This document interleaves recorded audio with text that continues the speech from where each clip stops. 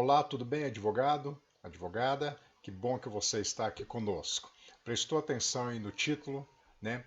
5 práticas para se evitar e que podem matar a sua advocacia. Aconteceu comigo, quer saber como resolver e não cair nessas ciladas? Vem comigo. Antes, eu quero te pedir, compartilha, curte esse link, deixa um comentário, porque qualquer opinião a respeito desse assunto, ela vai incrementar e melhorar o nosso conhecimento. Bem, primeira dica que eu quero te passar, e eu acho extremamente importante, algo que eu vivenciei na minha advocacia, principalmente no início, abrir um escritório físico. Pois então, isso talvez seja o sonho da maioria dos bacharéis em direitos que, quando se formam e pretendem iniciar a sua advocacia privada. Eu fiz isso no início. Todavia, eu não recomendo, principalmente para advogados em início de carreira, a proposta. Contratei o aluguel de uma sala que, por sinal, não era tão barato, e com o passar dos meses eu percebi que os clientes eles não vinham ao escritório para me dar a contrapartida financeira inicial. Daí eu comecei a ter sérios problemas, inclusive para honrar os compromissos de condomínio, custos fixos como água, luz, internet, isso sem contar os custos variáveis, ou seja, alimentação, transporte, suprimento de escritório. A não ser que você tenha subsídios para permanecer por um período de até 24 meses, alguém que patrocine, te ajude e que você tenha de fato aí uma segunda renda, de você ter sérios problemas se abrir um escritório físico sem um planejamento adequado. Até porque quando eu comecei a advogar, eu fiz isso. Escolhi um prédio aqui na minha cidade. Pense bem se você vai iniciar sua advocacia abrindo um espaço físico. E aí pode ser que você diga assim, Alexandre, mas tem como advogar sem ter um espaço físico? Eu digo para você que inicialmente sim, tanto é que o modelo que hoje, depois de anos na advocacia, eu tenho buscado adequar ao meu negócio é justamente a advocacia digital. Onde você vai atender, se é num café, se é num cowork, se é numa sala de um colega parceiro, se é talvez num local de atendimento fornecido aí pela OAB da sua cidade, não importa. Se você vai usar um notebook emprestado do seu marido, do seu pai, do seu irmão, a advocacia, tendo boa vontade, uma carteira da OAB e um certificado digital, ela já possibilita que você desenvolva o seu trabalho independente de onde você esteja.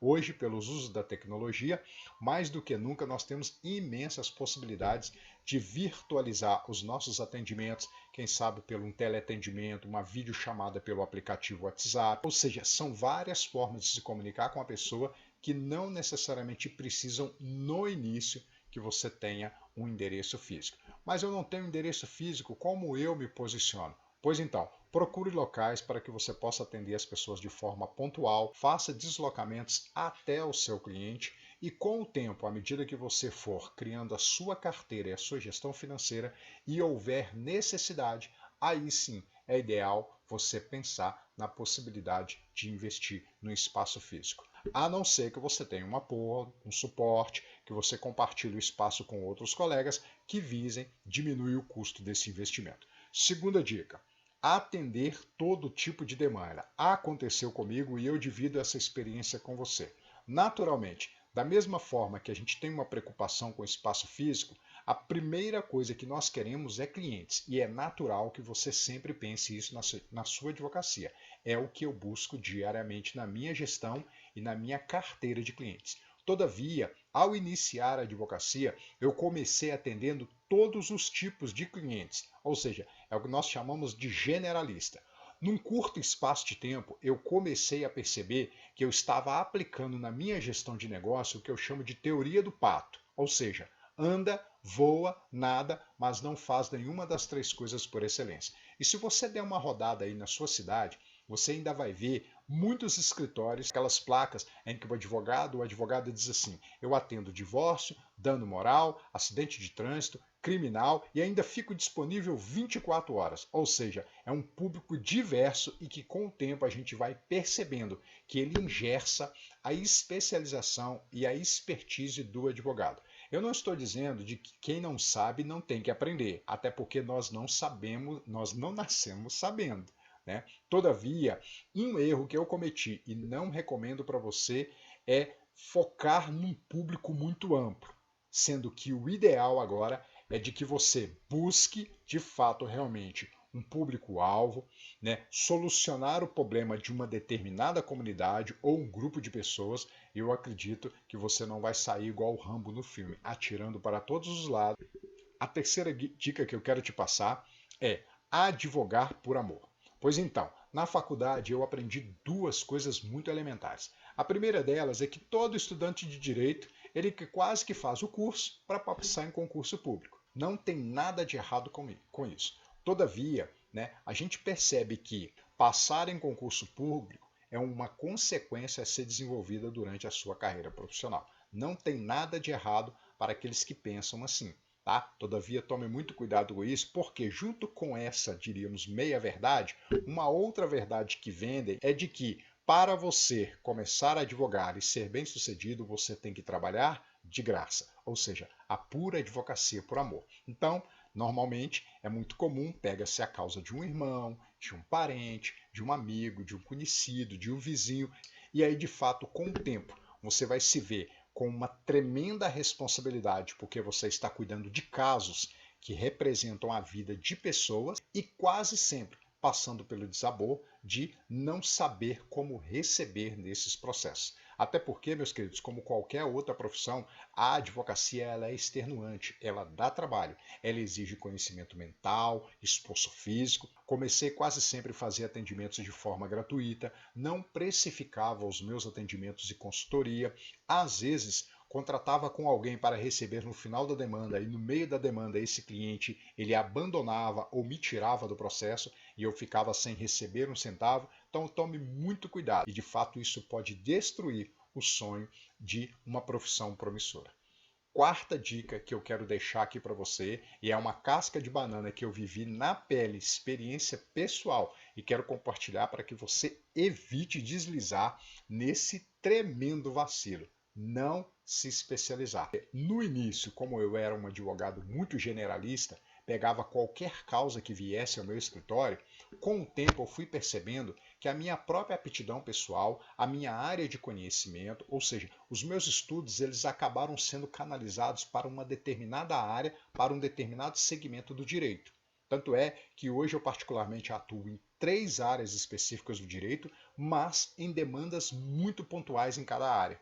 Até porque mercado existe para todos os advogados. Daí, quando isso nós transportamos para um viés profissional, a gente entende que especializar é algo muito necessário. Vejo muitos colegas saindo da academia e já loucos preocupados com a especialização. Há essa necessidade? Depende de cada um. Porque o ideal da especialização seria nós pensarmos nela antes de terminarmos a formação em direito. No meu caso, não. Eu, particularmente, fui para o mercado, né, real, de fato, né, como a gente diz, sem qualquer orientação específica. Então, não caia nessa casca de banana. Busque esta progressão profissional da especialização. Até porque um profissional expert, ele é muito mais reconhecido, muito mais valorizado por qualquer cliente.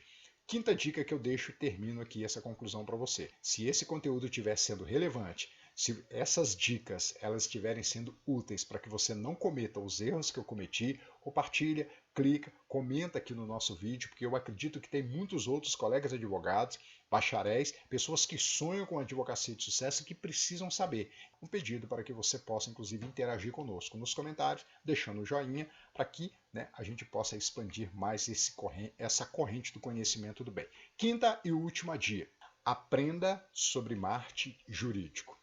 Recentemente, nós tivemos aí uma mudança significativa, provimento 205 desse ano de 2021, no qual a OAB ela estabelece questões ligadas à divulgação do marketing jurídico, inclusive até com possibilidade de você utilizar ferramentas de impulsionamento para, inclusive, expandir, né, a prospecção do seu negócio. Entender um pouco de como os limites que o nosso conselho ele estabelece para que possamos fazer uma publicidade, um marketing ético, sem ferir as nossas regras deontológicas, que é o artigo 28 do Código de Ética e Disciplina da OAB. Ele vai nos ajudar, ou seja, são orientadores para que nós possamos entender a possibilidade de inserir no nosso modelo de prospecção de clientela e na apresentação dos nossos serviços e produtos na advocacia, né, algo que de fato faça a gente se posicionar num grande mercado que nós temos hoje no Brasil. Não se esqueça, tá? 5 erros crassos que eu cometi, em que pese foi por pouco tempo, que depois, de uma certa forma, eu comecei a virar a chave, né, e mudei o rumo e o foco da minha advocacia para a progressão de sucesso que eu almejo, mas na época lá atrás, quando eu falo dessas as armadilhas, algo que hoje eu entendo, reputo muito importante, se você sair dessas armadilhas, você vai conseguir com certeza ter sucesso para a sua gestão de negócio, tá bem? Um forte abraço e até a próxima dica.